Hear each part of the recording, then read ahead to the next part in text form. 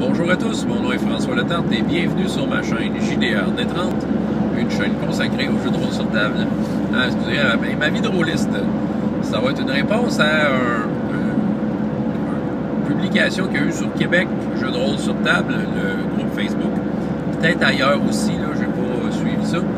Ça fait quand même de ça un bon moment, puis probablement que la personne qui a fait cette publication-là a déjà eu plein de conseils de gens qui lui ont répondu.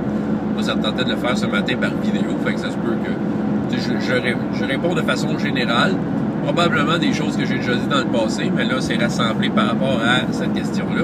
Donc, c'est ça. Vous pouvez le lire en bas. Je vais résumer un peu ce que je me souviens de c'était quoi la problématique du maître de jeu. C'est un maître de jeu qui est déçu de sa table, OK?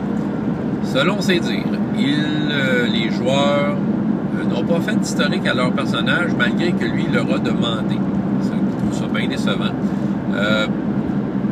Les joueurs ne s'impliquent pas dans la partie pendant qu'ils jouent. C'est des joueurs qui sont là, qui restent à attendre que le maître de jeu les anime, leur amène des affaires. Okay? Il est bien déçu de ça aussi. Puis il dit que ces joueurs-là prennent pas de notes, puis tout ça. C'est ça. Donc ça semble contrarier ce maître de jeu-là. Qui, lui, selon ses dires, met beaucoup de temps sur cette partie-là. Il met beaucoup d'énergie là-dessus, puis c'est ça, il dit que ça le dérange. Okay, la situation le dérange. Je vais essayer d'y aller d'hypothèses. Okay? C'est sûr que je suis pas là, je suis pas autour de cette table-là, je peux pas voir la réalité c'est quoi. Je vais sortir des hypothèses générales sans vouloir...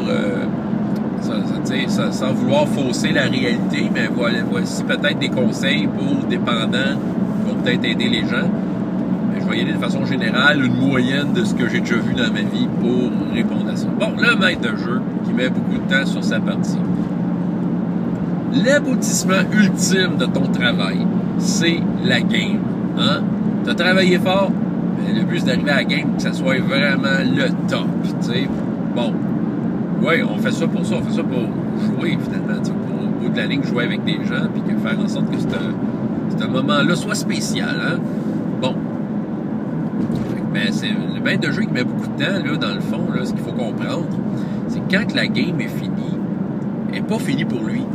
Dans sa tête, il continue de jouer au jeu de rôle. Ah, je le sais, on est tous de même. Les maîtres de jeu qui mettent du temps sur leur game. Là. Quand je prépare une game, là, une grosse partie, là, ces temps-ci, les parties que je mets beaucoup de temps dessus, all for one, là, dans ma tête, là, je suis en France au 17e siècle. Hein. Fait que c'est ça, on est comme dedans, la partie, elle tourne dans notre tête, on va faire des recherches, on va travailler nos rencontres, on va rêver, on va développer notre monde de campagne, on va s'informer encore, on va relire les règles, puis on va faire toutes sortes d'affaires qui vont nous garder dedans. Okay? Qui vont nous laisser connecter à ça. Puis on va mettre du travail, c'est ça. Puis on va comme rêver, on va triper, on va être passionné toute la semaine pour arriver au moment ultime. Mais c'est décevant si le moment ultime fait... Parce qu'on se dit, on a peut-être fait tout ça pour rien. On va voir. Je vais essayer de faire ça de l'angle des joueurs. Encore une fois, de façon très générale, là, je fais juste une moyenne de ce que je pense que ça pourrait être. Les joueurs. Il y a des joueurs dans la vie qui vont n'être que des joueurs. Okay? Qui ne seront jamais maîtres de jeu. Parce que ça les intéresse pas. C'est bien correct, ça nous prend des joueurs, ça prend des maîtres de jeu, ça prend du monde qui viennent au jeu de rôle pour toutes sortes de raisons. Il y a des joueurs qui, c'est ça, ils sont pas maîtres de jeu, donc ils ne connaissent pas l'angle du maître de jeu qui, lui, met du temps en dehors de la partie. Beaucoup de joueurs, c'est du monde qui viennent s'asseoir à une table, vont jouer, puis quand la partie est finie, ben c'est fini. OK? Tu pourrais les inviter à jouer au bowling ou jouer aux cartes. Ça reviendrait peut-être un peu au même en termes de leur implication. OK? Ils viennent, ils s'assoient, ils jouent, ils s'en vont. Fait qu'en dehors de ça, leur tête est ailleurs, possiblement. Ils ont d'autres activités, ils ont d'autres choses qui prennent leur attention. Fait que ils rêvent pas à leur game du samedi soir, toute la semaine. Ah oui, ils ont hâte. S'ils reviennent, c'est parce qu'ils ont hâte. Probablement qu'ils y pensent, mais ils pensent pas à toute l'histoire de leur bonhomme. L'histoire, elle va reprendre dès qu'ils vont être assis la prochaine fois, puis que la game va commencer. Bon. Fait leur demander un devoir, genre faites un historique, c'est peut-être pas dans leur habitude. C'est peut-être pas parce qu'ils veulent pas. Mais tu sais, à un moment donné, si en dehors de la game, tu fais plein d'autres choses de ta vie, ça se peut que tu repousses ces affaires-là qui sont comme un loisir quelconque. Bon, peut-être important, mais peut-être pas assez, tu sais, si on s'entend, là. Tu sais, ils se disent pourquoi j'aurais besoin de ça. Parce que quand je m'assois autour de la table, ben j'ai ce que je veux, j'ai une game de jeu de rôle, donc j'ai pas besoin de savoir, tu sais, de travailler là-dessus. Fait que c'est ça.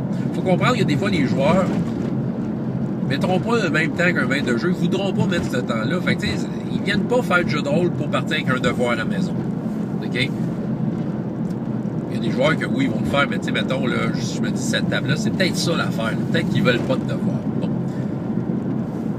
L'autre problème, mettons, par rapport aux joueurs, c'est leur implication à... Quelle façon sont impliqués? OK. Je sais pas c'est qui ces joueurs-là autour de ta table. C'est-tu des amis de longue date, du monde recruté, tout ça? C'est-tu des... C'est peut-être du monde que ça fait pas longtemps qu'ils ont joué à le jeu de rôle. Mettons que c'est ça, là.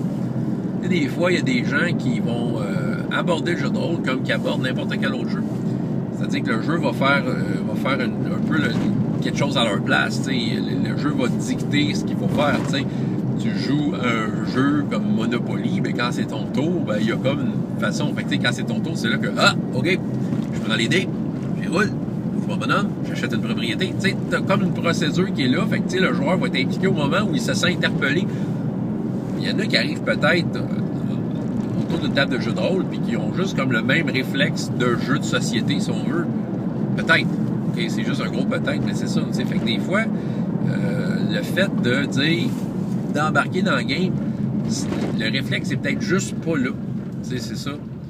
Peut-être que ça ne les intéresse pas non plus, mais là, ça, c'est ça. Ça se peut, mais en tant que tel, je pense que c'est une question de réflexe. Ça se développe, ces affaires-là. Question de prendre des notes, je mets ça un peu dans le même panier que pas vouloir faire de devoirs. OK? C'est ça. Ça se peut que les joueurs ne veulent pas s'embarquer dans prise de notes. J'avoue que ça peut être un problème, par contre. Ça peut être un problème à long terme parce que ça va faire un problème de mémoire. Bon. Écoute, tu sais, des solutions que j'aurais à ça. T'sais, mettons, avant de tout sacrer ton monde dehors, c'est peut-être juste changer l'angle. Puis réussir à avoir ce que tu veux, mais d'une façon différente. OK. Pour l'historique, il s'agit que l'historique, tu le fasses créer aux joueurs en jeu, pendant qu'ils sont en train de jouer. OK? Donc, tu lui poses des questions. Tu sais, oui, tu sais, tu peux comme le prendre par surprise ou visiter un endroit mystérieux. C'est une ancienne caverne de nains. Puis là, tu as peut-être un nain dans le groupe, je sais pas. Bon, ben, tu dis, oui, justement, tu as déjà visité cet endroit. Le joueur va dire, ah oui? Oui, puis je sais pas, tu t'en souviens-tu là? C'est commencer à questionner le joueur pour que lui amène des réponses. Graduellement, il va finir par créer son passé. Tu sais. Il s'agit peut-être d'amener des personnages non-joueurs qui ont un lien, qui peuvent potentiellement avoir un lien avec le passé du personnage. Tu sais. C'est un guerrier dans le groupe. Ben, tu sais, tu t'en vas quelque part, puis dans une bataille, tu vas prêter main forte à quelqu'un qui est mal pris, un autre guerrier, puis tu dis, oui, hey, à part ça, ce guerrier-là, là, il te dit de quoi? Puis tu le connais peut-être. Puis là, tu essaies d'amener le joueur à ouvrir son sac. Peut-être à le décrire. Crée le guerrier, il donne pas de nom.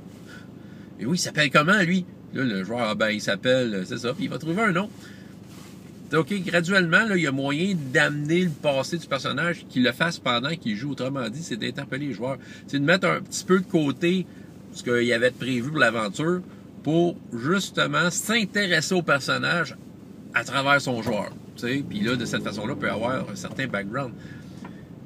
Ce que j'explique là aussi peut servir pour l'implication des joueurs, justement, à les questionner. Il s'agit de les questionner, de les interpeller directement, individuellement. Peut-être que tu le fais déjà, mais moi, en tout cas, je sais que ça marche. Si je vois un joueur qui est moins actif autour de la table, souvent, je vais le regarder, je vais lui poser une question. Je vais demander son avis sur quelque chose. Je vais juste l'habituer à... Je fais un salut au gars. Fait que je vais juste l'habituer à s'ouvrir, tu sais. C'est juste une question de réflexe. Fait que, tu sais, c'est ça. Autrement dit, C'est pas juste d'arriver avec ton aventure super hot, puis dire c'est tellement hot qu'ils vont le faire par eux-mêmes. Non, non, c'est comme mécaniquement, il faut aller chercher peut-être les joueurs, tout ça. Pour ce qui est de la prise de notes, ouais, c'est vrai que c'est pratique d'avoir quelqu'un qui prend des notes. T'sais, les joueurs, c'est qui prennent des notes, puis c'est ça. Parce que c'est frustrant d'arriver à une game, puis d'arriver avec un personnage non-joueur qui a déjà été présenté dans le passé, que les joueurs devaient vraiment se souvenir, puis tu dis leur nom, puis personne ne réagit. Bon, regarde, là, tu es obligé d'expliquer. Ben oui, c'est le gars, là. Bon, c'est ça. Écoute, moi, ce que je fais pour la prise de notes, c'est sûr que ça demande un certain travail, mais tu sais, j'enregistre les games, je mets ça disponible en audio pour les joueurs à écouter, mais encore là, ça revient à faire un devoir, tu sais, écouter la game entre les choses. Moi, c'est sûr que je l'écoute pour moi. Quand je suis joueur et que j'enregistre les games, je le fais dans mes games maison. Sur le temps passant, là, vous entendrez jamais ça, là, mais caché quelque part sur YouTube, il y a toutes mes games que je fais chez nous. Puis c'est ça, puis c'est ça, dans le fond, pour moi, ça devient comme une genre de prise de notes. J'écoute la game, ça me met dedans, ça me permet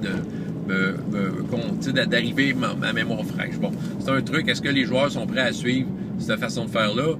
Peut-être pas, c'est ça, peut-être que eux autres, leur moment d'écoute active était consacré à écouter de la télé, de la musique, autre chose qu'ils veulent. Bon, c'est ça, ils veulent peut-être pas réécouter leur game puis dire ah, j'aime pas ma voix.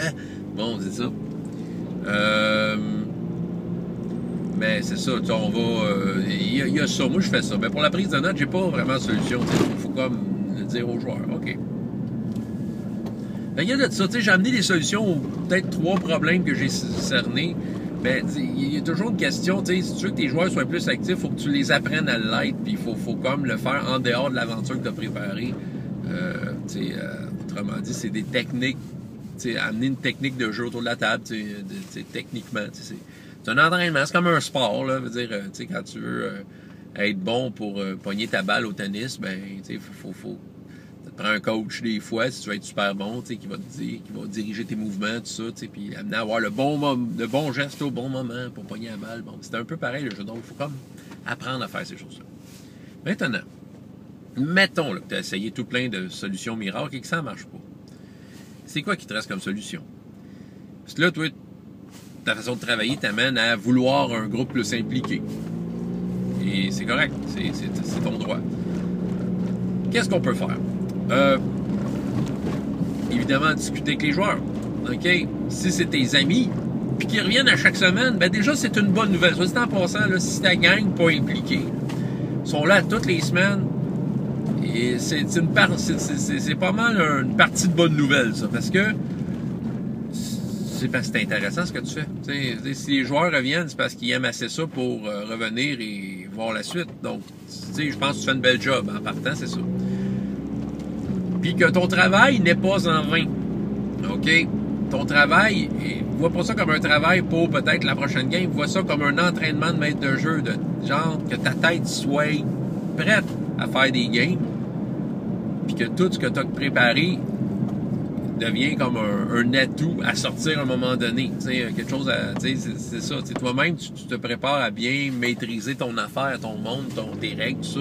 Fait que il n'y a rien qui est fait en vain dans tout ça. C'est un travail qui est fait puis qui va servir pour le groupe avec qui tu vas avoir du fun. Pour revenir, si c'est tes amis, ben c'est ça, avoir une bonne discussion avec eux. D'être honnête. Et l'honnêteté, là, il n'y a rien de tel. Tu leur dis, écoute, moi, j'aimerais ça que ça soit de même la game. Voici ce que j'aimerais dans la game. Et trouver peut-être, demander leur avis sur de quelle façon on pourrait y arriver. Trouver leur façon de fonctionner. Peut-être juste leur demander, écoutez, est-ce que ça vous emmerde que je vous demande de faire des choses en dehors du temps de table? OK, puis de cette façon-là, tu vas avoir l'heure juste, tu vas savoir, ça va peut-être t'inspirer une ligne de conduite. OK? Si c'est tes amis, puis tu veux pas y sacrer à la porte, c'est ça. Si c'est pas tes amis, bon, ben écoute, c'est juste de peut-être être carte sur table, puis je veux dire, moi j'aimerais ça de cette façon-là, puis moi ça fonctionne de cette façon-là, puis je veux pas vous embêter, mais j'ai besoin d'avoir comme un certain niveau d'implication, si on veut. OK, puis c'est ça, leur donner le choix, là, tu sais, dis-moi, je veux pas vous embêter avec ma façon de faire. Je vous laisse le choix de rester ou pas, tu sais, c'est juste que je veux pas vous mettre à la porte, mais si vous voulez rester, c'est pour faire ça un peu de cette façon-là. Fait que là aussi, il y a moyen d'être honnête. Mettons qu'on veut faire table rase et repartir une nouvelle game. Il s'agit que dans le pitch de vente, on soit super clair sur sur nos intentions en tant que maître de jeu. Savoir à quoi qu'on s'attend. OK? Si on dit juste « je fais du Donjons et Dragons le vendredi soir », ça veut rien dire parce que Donjons et Dragons peut être joué de plein de façons différentes. Donjons et Dragons, c'est un piège pour ça parce que justement, il y a des jeux que c'est plus précis. Mettons, on prend des jeux plus précis, mettons Vampire. Bon, déjà Vampire, c'est plus précis, c'est quoi que le jeu veut faire. Mais je te dirais que dans le fond, Donjons et Dragons, c'est bon, j'ai le temps. Donjons et Dragons, c'est un piège parce que c'est comme, il n'y a pas de ligne de conduite précise. Tu sais, le jeu est un système de règles, mais tu peux faire un peu ce que tu veux avec. Mais c'est pour ça que, tu sais, si le maître de jeu a une façon de faire, faut que ça soit annoncé avant dans un pitch de recrutement. Dire, moi, je veux ça des joueurs pour avoir les mains levées. T'sais, avoir des joueurs qui vont lever la main à cette annonce-là. Fait que c'est des joueurs qui au moins sont avertis. C'est peut-être plus une meilleure façon d'aller recruter des gens qui vont faire un peu de la façon qu'on voudrait. Voilà. Parce que sinon, quand les joueurs sont embarqués puis qu'on leur arrive avec des devoirs et tout ça, puis ils s'attendaient pas à ça, bien, ils suivront peut-être pas. C'est juste ça. C'est ce que j'avais à dire. François Letard, JDR D30, et jusqu'à la prochaine fois, et autant de plaisir dans la vie que dans les jeux. Au revoir.